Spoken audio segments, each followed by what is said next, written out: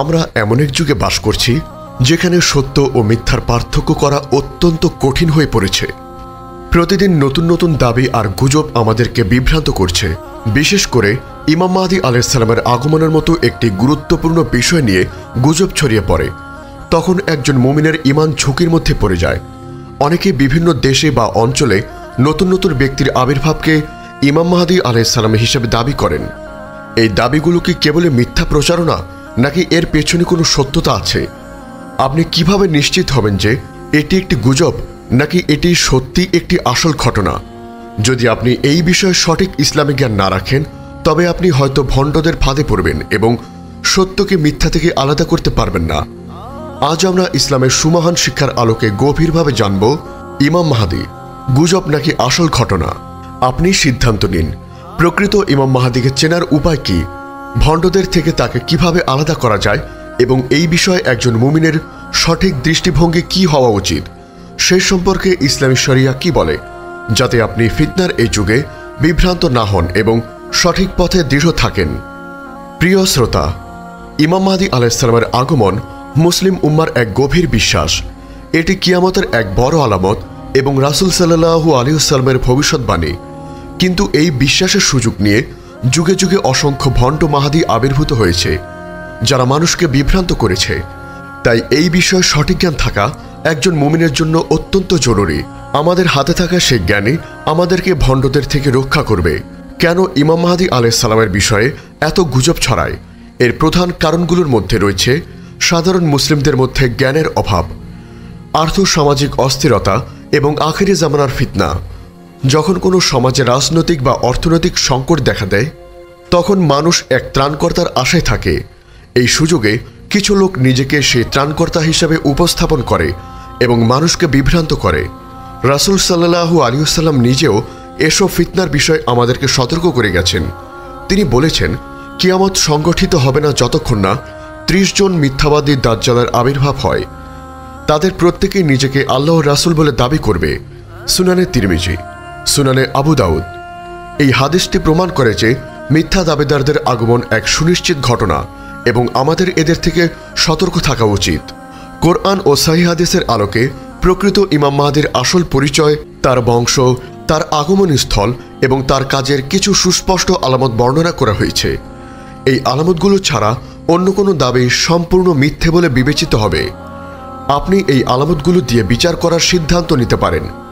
প্রকৃত ইমাম মাহদীর নাম হবে মুহাম্মদ ইবনে আবদুল্লাহ এবং তিনি হবেন রাসূল সাল্লাল্লাহু আলাইহি ওয়াসাল্লামের কন্যা ফাতিমা রাদিয়াল্লাহু আনহার বংশধর।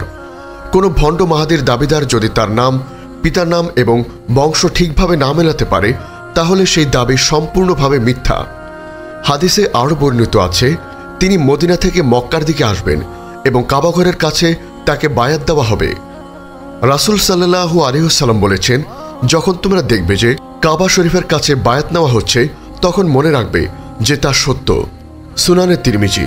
এই বায়াত হবে কোনো চাওয়া ছাড়া, কোনো প্রকার প্রচার ছাড়া। ইমাম মাহদী আলাইহিস সালাম নিজেই বায়াত নিতে আগ্রহী হবেন না, বরং তাকে জোর করে বায়াত করানো হবে। কোনো ব্যক্তি যদি নিজ থেকেই মাহদী বলে দাবি করে, তাহলে তার দাবি মিথ্যা। এছাড়াও ইমাম মাহদীর কিছু শারীরিক আলামত হাদিসে উল্লেখ আছে, যেমন তার উজ্জ্বল ললাট অর্থাৎ প্রশস্ত কপাল ও নত নাসিকা অর্থাৎ উঁচু নাক বিশিষ্ট। তার আগমনের প্রধান উদ্দেশ্য হল পৃথিবী থেকে সকল জুলুম, অন্যায় এবং ফিতনা দূর করে ন্যায় ও ইনসাফ প্রতিষ্ঠা করা। যখনই কোনো ব্যক্তি ইমাম মাহদী আলাইহিস সালাম হিসাবে মিথ্যা দাবি করবে, তখন আপনাকে ব্যক্তিগতভাবে এই আলামতগুলি দিয়ে যাচাই করতে হবে। যদি কোনো একটি আলামত না মেলে, তবে সেই দাবি সম্পূর্ণ মিথ্যে বলে বিবেচিত হবে। আমাদের উচিত কোনো গুজবের পেছনে না ছোটা, বরং নির্ভরযোগ্য হাদিস এবং কোরআন থেকে জ্ঞান অর্জন করা। হাদিসের এই আলামতগুলো আমাদের জন্য সতর্কবার্তা। এর অর্থ এই নয় যে আমরা সবকিছু ছেড়ে দিয়ে শুধু ইমাম মাহদীর আগমনের অপেক্ষা করব, বরং এর অর্থ হল আমাদের নিজেদেরকে সেই সময়ের জন্য প্রস্তুত করতে হবে। এই ফিতনার সময়ে নিজেদের ঈমানকে মজবুত করা, নিয়মিত সালাত, সাওম এবং অন্যান্য নেক আমল বৃদ্ধি করা আমাদের কর্তব্য। আখিরি জামানার সকল ফিতনা ও পরীক্ষায় ধৈর্য ধারণ করা এবং আল্লাহর পথে অবিচল থাকা আমাদের জন্য অত্যন্ত জরুরি। প্রিয় শ্রোতা, ইমাম মাহদী আলাইহিস সালামের আগমন এক সুনিশ্চিত সত্য, কিন্তু তার আগমনের পূর্বে ভণ্ডদের মিথ্যা দাবি এক বড় ফিতনা। তাই আমাদের উচিত সঠিক জ্ঞানের উপর ভিত্তি করে সতর্ক থাকা এবং সকল প্রকার গুজব ও মিথ্যা দাবি থেকে নিজেদেরকে রক্ষা করা। এই ভিডিওতে বর্ণিত আলামতগুলোই আপনাকে সিদ্ধান্ত নিতে সাহায্য করবে যে কোনো দাবি গুজব নাকি আসল। আল্লাহ তাআলা আমাদেরকে ফিতনা থেকে রক্ষা করুন এবং ইমাম মাহদী আলাইহিস সালামের আগমনের জন্য যোগ্য মুমিন হিসেবে বিবেচিত হওয়ার তৌফিক দান করুন। আল্লাহুম্মা আমিন। আমাদের এই মহৎ বার্তা ছড়িয়ে দিতে অনুগ্রহ করে চ্যানেলটি সাবস্ক্রাইব করুন এবং বেল আইকনটি প্রেস করুন। আমাদের ফেসবুক পেজ ফলো করে উম্মাহ কণ্ঠ পরিবারের অংশ হন। ইসলামিক ব্লগ ও রিসোর্স পেতে আজই ভিজিট করুন আমাদের ওয়েবসাইট www.ummahkontho.com। আমরা এমন এক যুগে বাস করছি যেখানে সত্য ও মিথ্যার পার্থক্য করা অত্যন্ত কঠিন হয়ে পড়েছে। প্রতিদিন নতুন নতুন দাবি আর গুজব আমাদেরকে বিভ্রান্ত করছে। বিশেষ করে ইমাম মাহদী আলাইহিস সালামের আগমনের মতো একটি গুরুত্বপূর্ণ বিষয় নিয়ে গুজব ছড়িয়ে পড়ে। তখন একজন মুমিনের ঈমান ঝুঁকির মধ্যে পড়ে যায়। অনেকে বিভিন্ন দেশে বা অঞ্চলে নতুন নতুন ব্যক্তির আবির্ভাবকে ইমাম মাহদী আলাইহিস সালাম হিসেবে দাবি করেন। এই দাবিগুলো কি কেবল মিথ্যা প্রচারণা নাকি এর পেছনে কোনো সত্যতা আছে? আপনি কিভাবে নিশ্চিত হবেন যে এটি একটি গুজব নাকি এটি সত্যি একটি আসল ঘটনা? যদি আপনি এই বিষয়ে সঠিক ইসলামিক জ্ঞান না রাখেন তবে আপনি হয়তো ভণ্ডদের ফাঁদে পড়বেন এবং সত্যকে মিথ্যা থেকে আলাদা করতে পারবেন না।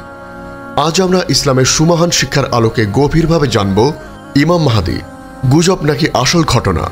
আপনি সিদ্ধান্ত নিন, প্রকৃত ইমাম মাহদীকে চেনার উপায় কি, ভণ্ডদের থেকে তাকে কিভাবে আলাদা করা যায় এবং এই বিষয়ে একজন মুমিনের সঠিক দৃষ্টিভঙ্গি কি হওয়া উচিত সেই সম্পর্কে ইসলামী শরিয়া কি বলে, যাতে আপনি ফিতনার এই যুগে বিভ্রান্ত না হন এবং সঠিক পথে দৃঢ় থাকেন।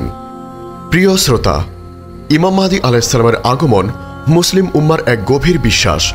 এটি কিয়ামতের এক বড় আলামত এবং রাসূল সাল্লাল্লাহু আলাইহি ওয়াসাল্লামের ভবিষ্যৎবাণী। কিন্তু এই বিশ্বাসের সুযোগ নিয়ে যুগে যুগে অসংখ্য ভণ্ড মাহদী আবির্ভূত হয়েছে যারা মানুষকে বিভ্রান্ত করেছে। তাই এই বিষয়ে সঠিক জ্ঞান থাকা একজন মুমিনের জন্য অত্যন্ত জরুরি। আমাদের হাতে থাকা সেই জ্ঞানই আমাদেরকে ভণ্ডদের থেকে রক্ষা করবে। কেন ইমাম মাহদী আলাইহিস সালামের বিষয়ে এত গুজব ছড়ায়? এর প্রধান কারণগুলোর মধ্যে রয়েছে সাধারণ মুসলিমদের মধ্যে জ্ঞানের অভাব, আর্থসামাজিক অস্থিরতা এবং আখিরি জামানার ফিতনা। যখন কোনো সমাজে রাজনৈতিক বা অর্থনৈতিক সংকট দেখা দেয় তখন মানুষ এক ত্রাণকর্তার আশায় থাকে। এই সুযোগে কিছু লোক নিজেকে সেই ত্রাণকর্তা হিসেবে উপস্থাপন করে এবং মানুষকে বিভ্রান্ত করে। রাসূল সাল্লাল্লাহু আলাইহি ওয়াসাল্লাম নিজেও এসব ফিতনার বিষয়ে আমাদেরকে সতর্ক করে গেছেন। তিনি বলেছেন, কিয়ামত সংগঠিত হবে না যতক্ষণ না ৩০ জন মিথ্যাবাদী দাজ্জালের আবির্ভাব হয়।